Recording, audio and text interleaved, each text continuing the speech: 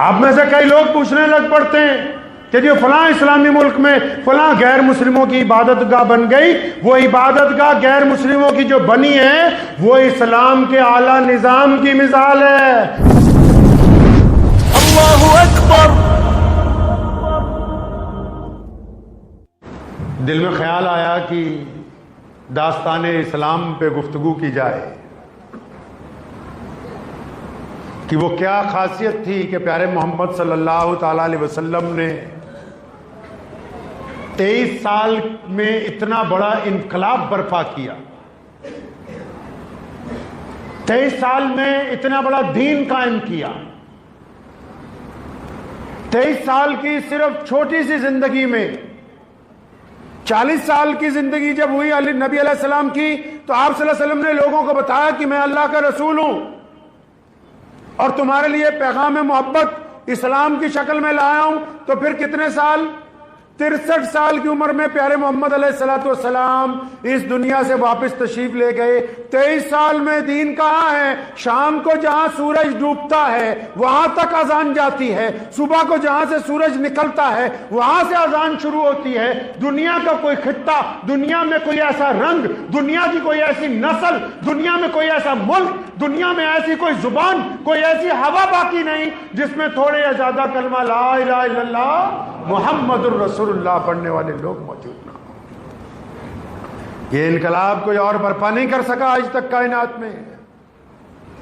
لوگ بہترین عمارتیں لا سکتے ہیں، بڑی حکومتیں دکھا سکتے ہیں، لیکن جو انقلاب محمد الرسول اللہ نے برپا کیا پوری کائنات کے اندر کہ دنیا کے ہر خطے میں آج ان کے نام کی اذان دی جا رہی ہے، مؤذن بار بار اعلان کرتا ہے مسلمانوں کو، یہ بتاتا ہے جب کہ سب سے بڑا اللہ ہے، جب یہ بتاتا ہے کہ ہم ایک اللہ کی عبادت کرتے ہیں، تو بڑے فخر کے ساتھ مؤذن روزانہ اس بات کو دہراتا ہے کہ دنیا کے انسانوں یہ جو انقلاب برپا ہوا ہے اس کے قائد اور اس کے بانی محمد الرسول اللہ ہے۔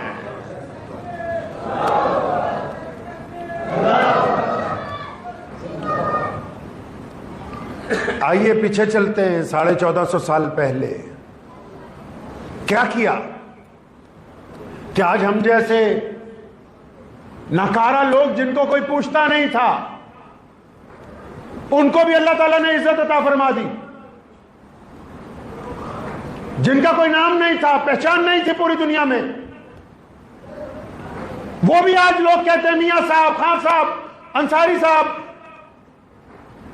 فلاں صاحب اور فلاں صاحب۔ یہ عزتیں آئی کہاں سے؟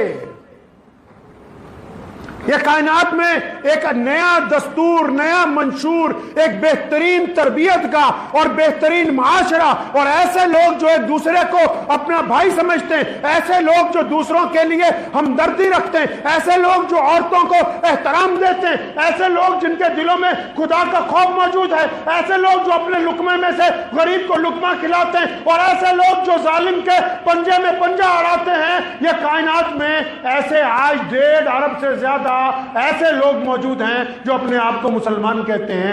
ان تک دین پہنچا کیسے؟ وہ کیا وجوہات تھی جو محمد الرسول اللہ صلی اللہ علیہ وسلم کا پیغام تک پہنچا؟ یہ نئی دنیا جس کو آپ امریکہ کہتے ہو،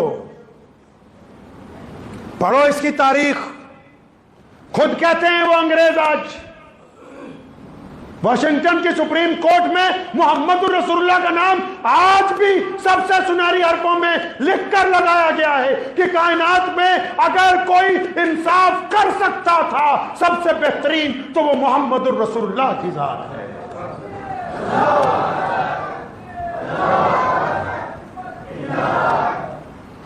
یہ جو اپنے آپ کو نئی دنیا کہتے ہیں، جس کا نام آپ نے امریکہ رکھا،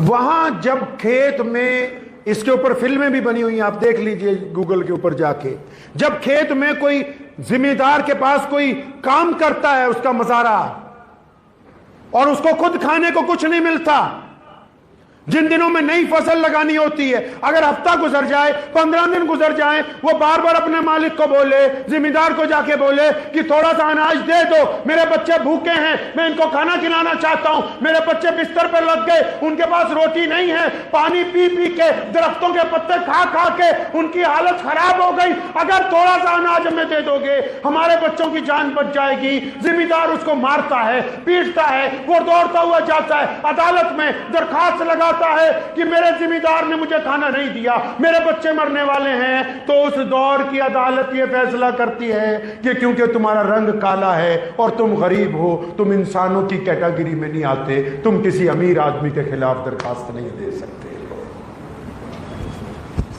بہت لوگوں کو تکلیف ہوتی ہے اسلام دنیا کا سب سے بڑا دین کیسے بنا؟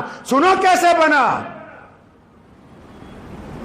پیارے محمد صلی اللہ تعالیٰ علیہ وسلم کے آنے سے پہلے اگر کسی سے قتل ہو جاتا ہے تو وہ جس بندے کو جو بندہ قتل کرتا ہے تو مرنے والے کا بیٹا اس انتظار میں جوان ہوتا ہے کہ اس کو ماروں گا، اور پھر جب اس کا قتل ہوتا ہے تو اس کی اولاد کہتی ہے کہ اس کو ماریں گے، نسلیں گزر جاتی ہیں، خونی جنگیں بند نہیں ہوتی ہیں۔ لوگ کہتے ہیں اسلام پوری دنیا میں پہنچ گیا، اسلام نے یہ کر دیا۔ اس اسلام سے آنے سے پہلے تھا کیا؟ اسلام کے آنے سے پہلے جو لوگ خدا کی بات کر رہے تھے، جو عبادت کی بات کر رہے تھے، جو عبادت گاہوں میں بیٹھے ہوئے تھے، وہ خود بڑے بڑے حکمرانوں کے چمچے تھے۔ وہ یہ نہیں چاہتے تھے کہ ہمارے حکمران ہم سے ناراض ہو جائیں۔ یہ کائنات میں سب سے پہلے محمد الرسول اللہ آئے ہیں۔ سنو پیارے پیغمبر نے کیا کیا ہے۔ پیارے پیغمبر محمد رسول اللہ صلی اللہ علیہ وسلم جب مکہ کی زرزمین پر پیدا ہوئے، نبی علیہ السلام کی عمر جب 40 سال ہو گئی، نبی علیہ السلام کو حکم دے دیا گیا۔ اللہ نے بھیجا تو اسی لیے تھا، پیارے پیغمبر کو بھیجا اسی لیے تھا کہ پوری کائنات میں آپ نے انسانوں کو ان کے رب سے ملوانا ہے، آپ نے انسانوں کو برابری کا درجہ دینا ہے۔ تو ہمارے پیارے پیغمبر علیہ السلام نے کیا کیا بھائی؟ نبی علیہ السلام نے کیا کیا؟ بیت اللہ میں عبادت تو پہلے بھی ہوتی تھی، بیت اللہ میں طواف تو پہلے بھی ہوتا تھا۔ رسول اللہ صلی اللہ علیہ وسلم نے کیا کیا؟ دنیا والوں نے دھوکہ دینے کی کوشش کی، دنیا کو، خدا کو دھوکہ دینے کی کوشش کی، اور جب پیارے پیغمبر محمد رسول اللہ صلی اللہ علیہ وسلم آ گئے تو نبی علیہ السلام نے جب پہلی مرتبہ سب کو اکٹھا کیا، اب اس میں آپ بھی سن لو مسلمانوں، تمہارے لیے تربیت کی پہلی بات ہے۔ نبی علیہ السلام نے کیا کیا بھائی؟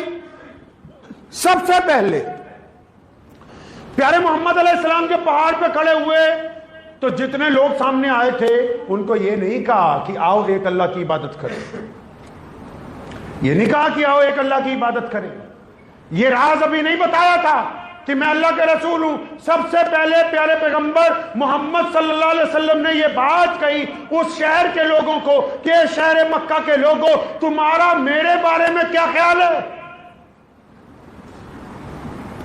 مطلب آپ اگر تبلیغ کرنا چاہتے ہیں، آپ اگر کسی کو سیدھی راستہ دکھانا چاہتے ہیں تو اس کے لیے مائک کی ضرورت نہیں ہے، اچھے کپڑوں کی ضرورت نہیں ہے، بہترین لباس پہننے کی ضرورت نہیں ہے، کوئی جلسہ جلوس کرنے کی ضرورت نہیں ہے۔ رسول اللہ نے تربیت کی ہے اپنی قوم کی، اپنی امت کی۔ پہلا سوال ان لوگوں سے کیا جن کو بات سمجھانی ہے، اور پوچھا تمہارا محمد کے بارے میں کیا خیال ہے صلی اللہ علیہ وسلم۔ وہ سارے اٹھ کے کھڑے ہو گئے کہ سونیا تیرے جیسا پیارا تو ہم نے کوئی دیکھا نہیں ہے۔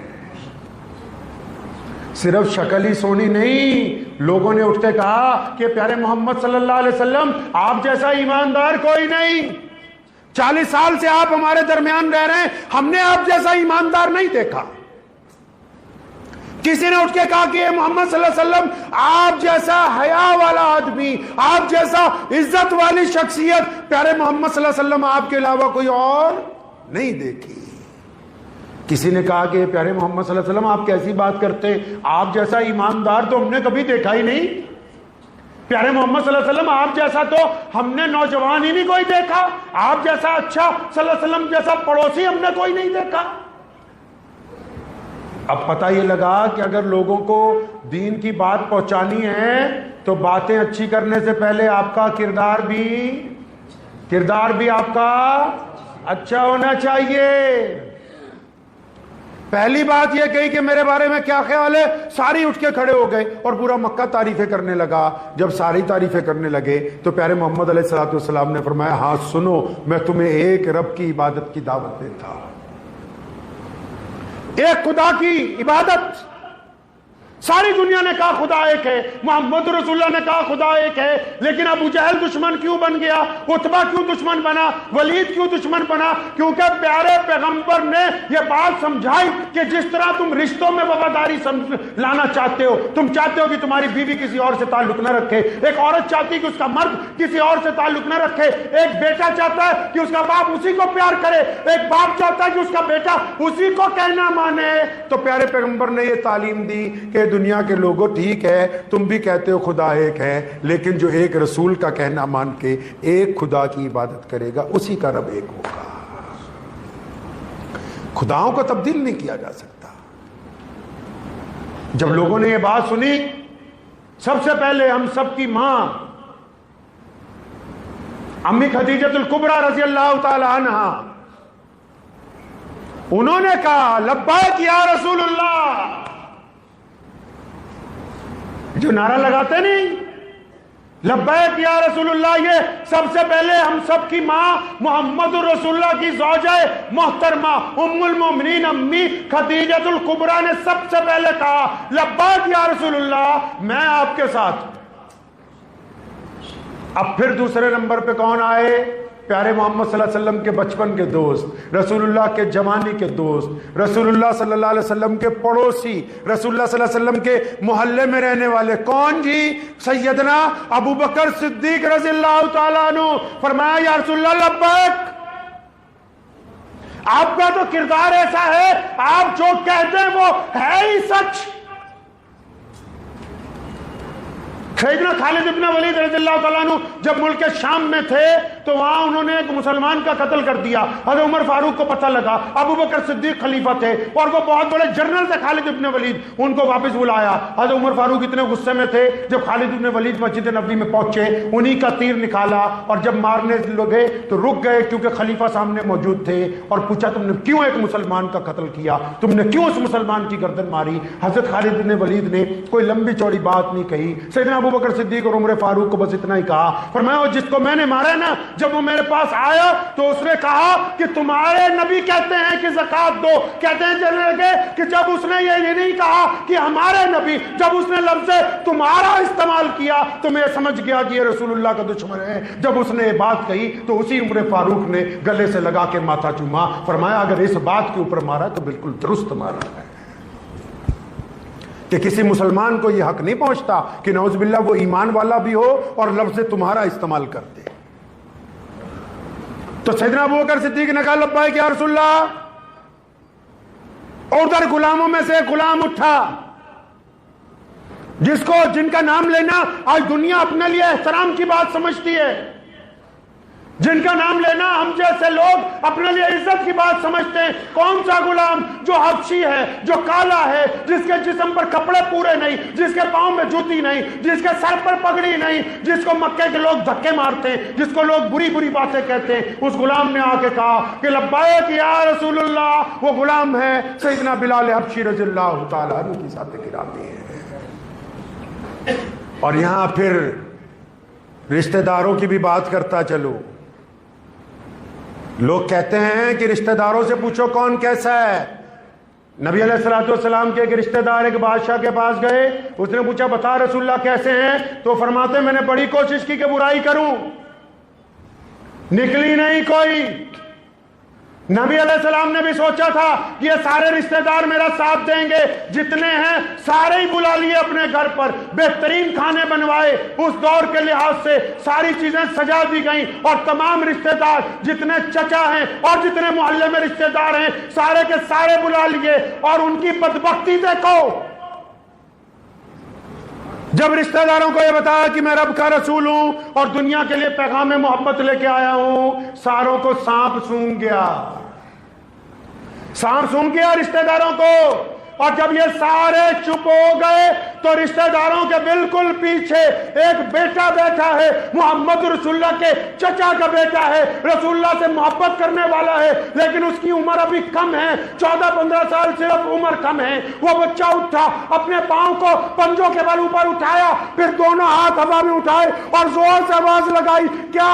لبیک یا رسول اللہ۔ وہ جو پیچھے کھڑا ہے سب سے بچہ، وہ مولا علی کرم اللہ وجہ ہے۔ فرمائے کوئی تمہارا ساتھ دے نہ دے، علی تمہارے ساتھ ہے۔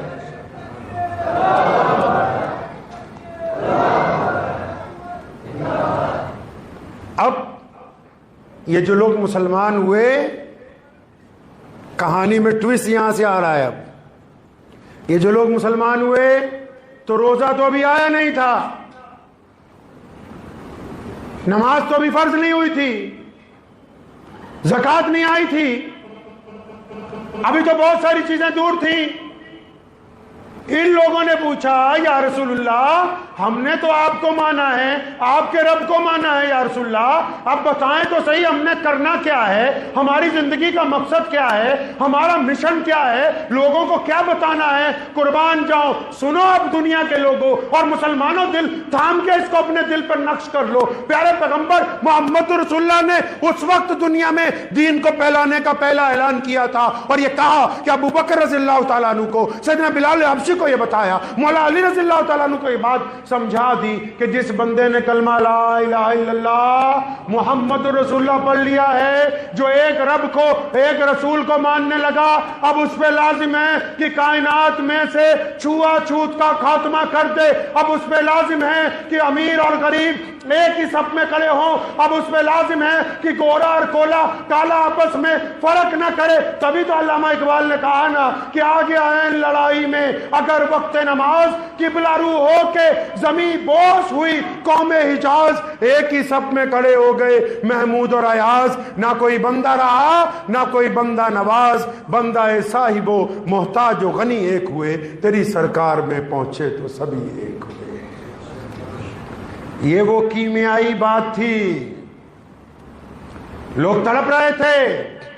رسول اللہ نے عبادت سے ملاوٹ کو ختم کر کے سماجک ویوستھا کے اندر سے ظلم کے خاتمے کا اعلان کر دیا، اور اعلان ایسا نہیں کیا کہ صرف باتوں میں کیا ہو۔ سیدنا بلال حبشی ہیں، کالے ہیں اور ان کے پاؤں میں جوتی نہیں ہے، بلال حبشی کو مکے کے کفار مارتے ہیں، اور جب ان کو آزاد کروایا ابو بکر صدیق کے ہاتھ میں ہاتھ دیا۔ ابو بکر شہزادہ ہے، ابو بکر بادشاہ ہے، ابو بکر نواب ہے، ابو بکر اعلیٰ خاندان کے ہیں، دونوں کے ہاتھ میں ہاتھ دیا، فرمایا آج سے بلال اور ابو بکر دونوں بھائی بھائی ہیں۔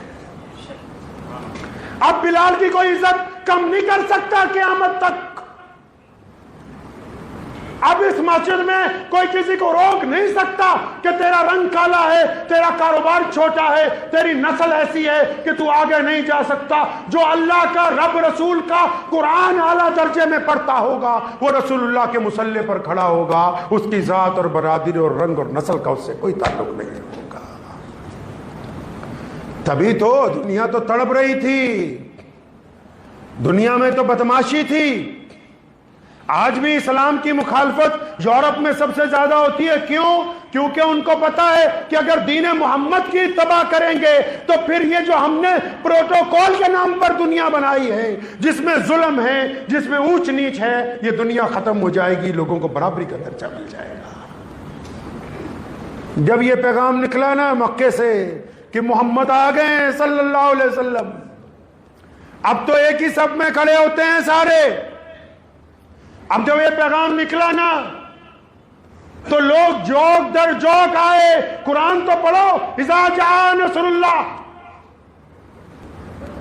اللہ نے اعلان کر دیا۔ پیارے محبوب آپ نے جو اعلان کر دیا ہے، اور رسول اللہ نے پریکٹیکل اعلان کیا۔ کیا کیا؟ جس دن مکہ فتح ہوا نا، پیارے محمد علیہ السلام مکہ مکرمہ کی بیت اللہ میں پہنچے، بیت اللہ کے ویڑے میں، بیت اللہ کے صحن میں، بیت اللہ کی مسجد میں ابو بکر کھڑے ہیں رضی اللہ تعالیٰ عنہ، عمر فاروق کھڑے ہیں رضی اللہ تعالیٰ عنہ، حضرت عثمان ذی النورین موجود ہیں رضی اللہ تعالیٰ عنہ، مولا علی کرم اللہ وجہ وہاں پر موجود ہیں، عبداللہ ابن زبیر موجود ہیں، خالد ابن ولید جیسے مجاہد اعظم موجود ہیں، لیکن سارے شہزادوں کی موجودگی میں وہ فرمایا میرا بلال کہاں ہے؟ کون بلال؟ حبشی بلال۔ کون بلال؟ غریب بلال۔ فرمایا بلال کو بلاؤ۔ صحابہ سمجھ گئے کہ بلال کو کیوں بلا رہے ہیں، کیونکہ آذان دلوانی ہے۔ چند نے کان میں کہا یا رسول اللہ، چند نے کان میں کہا یا رسول اللہ، آج اگر اس حبشی ماں کے بیٹے کو بیت اللہ کی چھت پر چڑھایا تو یہ مکے کے جتنے بڑے بڑے چودھری ہیں جو آج جنگ ہار گئے، جو آج شکست کھا گئے، ان کی رہی سہی عزت بھی ختم ہو جائے گی۔ پیارے پیغمبر کو غصہ آیا، ناراضی کا اظہار فرمایا آج تو یہ بات کہہ دی، دوبارہ مت کہنا۔ جب اللہ رسول کے نام پر مار کھانی ہو تو بلال کا ہے، اور جب مکہ فتح ہو جائے تو کوئی اور بیت اللہ کی چھت پر چڑھ جائے۔ سن لو کان کھول کے کہ آج اگر بیت اللہ کی چھت پر چڑھ کے کوئی اذان دے گا تو میرا بلال دے گا۔ یہ آپ کو بھی سمجھانا تھا۔ خربوجے نو دیکھ کے کئی باری خربوجہ رنگ پھڑ لیندہ ہے۔ جن کو یہ وہم ہے نا پٹھان میں، انصاری میں، قریشی میں، اچھا رشتہ ملنے کے باوجود دوسرے کو نہیں دیں گے اپنی بیٹی، تو اپنے آپ کو اسلام میں داخل نہ سمجھیں۔ کسی کی چودراہٹ اس دین میں نہیں چل سکتی، کسی کی بدماشی نہیں چلے گی اس دین کے اندر۔ کوئی اپنے آپ کو مسلمان سمجھتا ہو کہ ہاں جی ہماری بدماشی چلے گی مسجد میں، ہم بتائیں گے کون سی برادری کا امام ہوگا، کون سی برادری کے مدرسے ہوں گے، کون سی برادری کی مسجد بنے گی۔ اگر آپ بھی اسلام میں غنڈہ گردی کرنا چاہتے ہیں تو یقین مانو آپ کا دل آپ کو کہتا ہوگا کہ آپ رب رسول کا کام کرتے ہیں، اللہ کے نزدیک نیل ہے، بالکل کانٹا لگا ہوا ہے، کوئی مرتبہ نہیں ہے اللہ کے نزدیک۔ اسلام نے تو رگ کاٹی ہے، دنیا سے ظلم کی۔ یہ ظلم ہی تو ہے کہ ایک آدمی آگے کھڑا ہو شہزادہ اور ایک غریب باہر کھڑا ہو۔ انصاف اس کو کہتے ہیں۔ مکہ تو بہت بڑی مسجد ہے، اور اس لدھیانہ کی تاریخی جامع مسجد میں ہم بیٹھے ہیں، انصاف اس کو کہتے ہیں کہ جو لوگ صبح آخری جمعے کی نماز پڑھنے 12:30 بجے آئے، اب چاہے وہ کھیت کے مزدور ہیں، چاہے ان میں کوئی رکشہ چلانے والا ہے، چاہے کوئی فیکٹری کا مالک ہے، چاہے کسی رنگ کا ہے، کسی نسل کا ہے، وہ اس وقت مسجد کے اندر بیٹھے ہوئے ہیں، اے سی کی ٹھنڈی ہوا کھا رہے ہیں۔ اب اگر کوئی کروڑ پتی بھی آئے گا، کوئی بڑا افسر بھی آئے گا، کوئی وزیر بھی نماز پڑھنے آ جائے تو مسجد کے باہر لگی ہوئی سڑک کی صفوں پر اس کو نماز پڑھنی ہوگی۔ یہ محمد رسول اللہ کا دین، یہ وہ پریکٹیکل نظام ہے۔ دنیا سمجھتی ہے کہ اسلام کو طاقت سے شکست دے دیں گے، کوئی طاقت دنیا میں اسلام کو شکست نہیں دے سکتی۔ اگر ہم کو ہرانا ہے تو کوئی راستہ نہیں سوائے اسلام کے۔ اسلام کے اندر آنے کے بعد اپنا کردار اونچا کرو گے تب تو کسی مسلمان کو ہرا سکتے ہو، اس کے علاوہ کوئی دوسرا راستہ دین اسلام کے اندر ہے نہیں کہ بھی آگے پہنچ چلے گا، کیونکہ یہ اعلیٰ نظام ہے۔ اس نے دنیا کے دلوں پر مرہم لگائی ہے، انسانوں کے پیروں سے بیڑیاں کاٹی ہیں۔ محمد رسول اللہ نے بیٹی کو کندھے پہ بٹھایا ہے، احترام دیا ہے لوگوں کو، حکم ہوا ہے کہ تم تمام لوگوں کی، چاہے وہ مسلمان ہو یا نہیں ہو، اس سے کوئی مطلب نہیں۔ آپ میں سے کئی لوگ پوچھنے لگ پڑتے ہیں کہ جو فلاں اسلامی ملک میں فلاں غیر مسلموں کی عبادت گاہ بن گئی، وہ عبادت گاہ غیر مسلموں کی جو بنی ہے وہ اسلام کے اعلیٰ نظام کی مثال ہے، ان کا کوئی کمال نہیں ہے اس میں۔ اسلام نے عدل اور انصاف کو قائم کیا۔ اگر کوئی بندہ ایمان میں نہیں ہے، آپ کے مذہب میں نہیں، اور آپ اس ملک میں حکومت کرتے ہیں تو ان کی عبادت گاہوں کی حفاظت کرنا بھی آپ کی ذمہ داری ہے۔ محمد رسول اللہ نے ہمیں یہ بات سمجھائی کہ جب تم کہیں جاؤ گے تو لوگوں کی بیٹیوں کی عزت کرنا، ان کے بڑوں کے احترام کرنا، ان کے مذہبی رہنماؤں کا احترام کرنا، ان کی عبادت گاہوں کا احترام کرنا۔ یہ کمال اگر عطا ہوا تو محمد رسول اللہ کی طرف سے عطا ہوا ہے۔ اب جب یہ پیغام نکلا نا مکے سے، طوفان کی طرح، جیسے بارش کا پانی تیزی سے چلتا ہے، جیسے دریا کی لہریں چلتی، جیسے سمندر کی لہریں چلتی، بڑے بڑے لوگ آئے اس کے آگے بند باندھنے کے لیے۔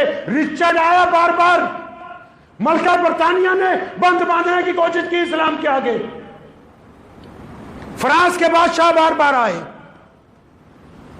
جرمن بار بار نکل کے اسلام کے سامنے آئے کہ اسلام کا بند باندھنا ہے. اللہ کے بندے تم اس دریا کے آگے کیسے بند باندھ سکتے ہو جو امیر اور غریب چھوٹے اور بڑے کو ایک ہی چلو کے ساتھ پانی پلانے کے لیے تیار ہو, تم اس کے آگے بند نہیں باندھ سکتے ہو. تاریخ ہے اسلام کی. میدان بدر سے لے کے آج تک, بدر کے میدان سے لے کے آج تک شکست اسلام کی تاریخ میں نہیں لکھی.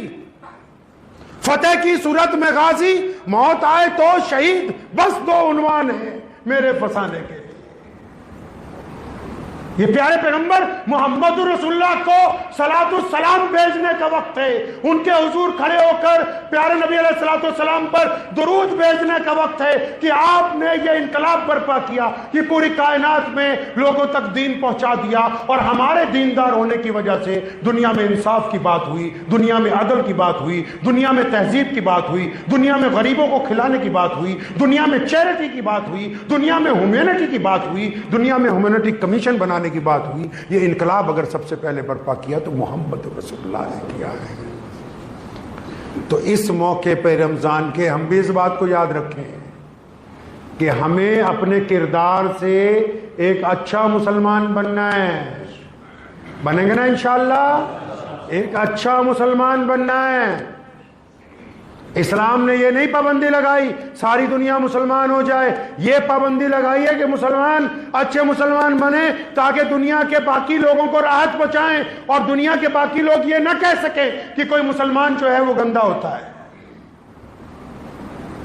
اس بات کو ذہن نشین کر لیجئے. اسلام کی کوئی فوٹو نہیں ہے, لیکن آج کل ہے.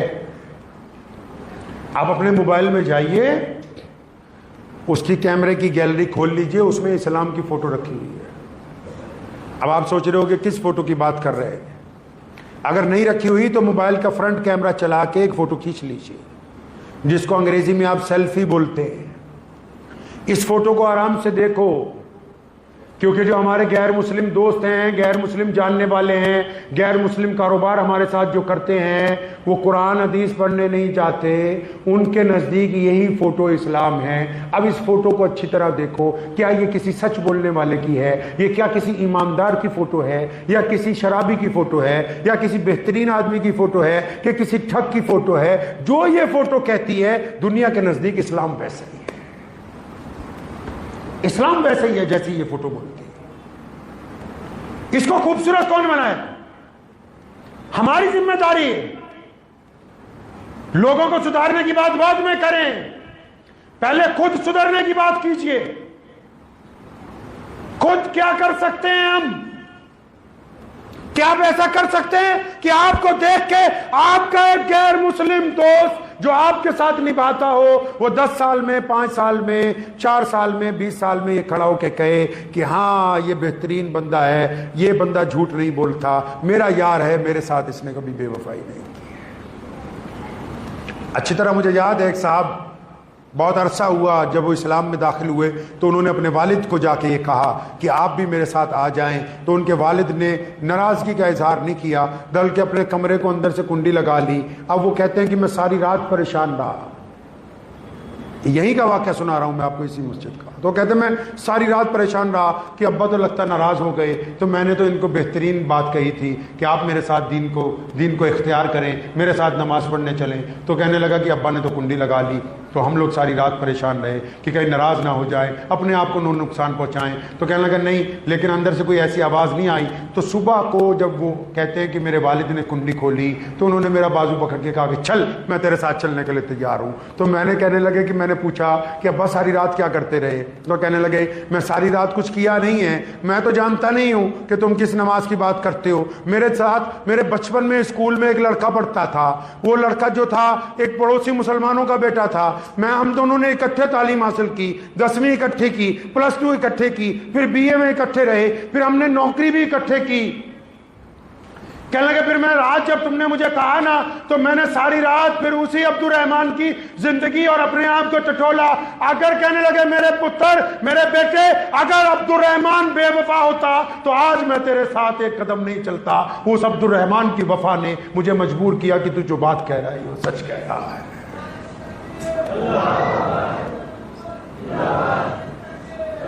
تو سمجھ گئے بات آپ اسلام نے یہ نہیں کہا کہ کسی مذہب کی برائی کرو، اسلام نے کہا اپنی کوالٹی اچھی بناؤ. دنیا کا بھی یہی دستور ہے. آپ نے دیکھا ہوگا بڑے کچھ لوگ اسلام مخالف باتیں کرتے ہیں. ارے جو بڑے ہوتے ہیں ان کے خلاف باتیں ہوتی ہیں. آپ ان کا جواب نہ دیجئے، آپ اپنا کردار اچھا کیجئے، اپنا کردار اچھا کیجئے. آپ کے کردار سے پتہ لگنا چاہیے کہ واقعی یہ بہترین ایمان والا ہے. آپ کے کردار سے کسی کو اسلام اچھا لگے یا نہ لگے اس کی کوئی ضرورت نہیں، لیکن کوئی یہ نہ کہے کہ یہ فلاں بندہ مسلمان ہونے کے باوجود بے ایمان ہے. رسول اللہ نے پوچھنا ہے قیامت والے دن. کریں گے انشاءاللہ تعالی. دعا کیجئے اللہ تبارک و تعالی مجھے بھی اور آپ سب کو بھی ان باتوں پر عمل کی توفیق عطا فرمائے. وآخر دعوانا ان الحمدللہ. مجھے امید ہے کہ آپ کو یہ ویڈیو پسند آئی ہوگی. اگر پسند آئی ہو تو یہ آپ اپنے دوستوں کے ساتھ شیئر کریں اور اس چینل کو سبسکرائب ضرور کریں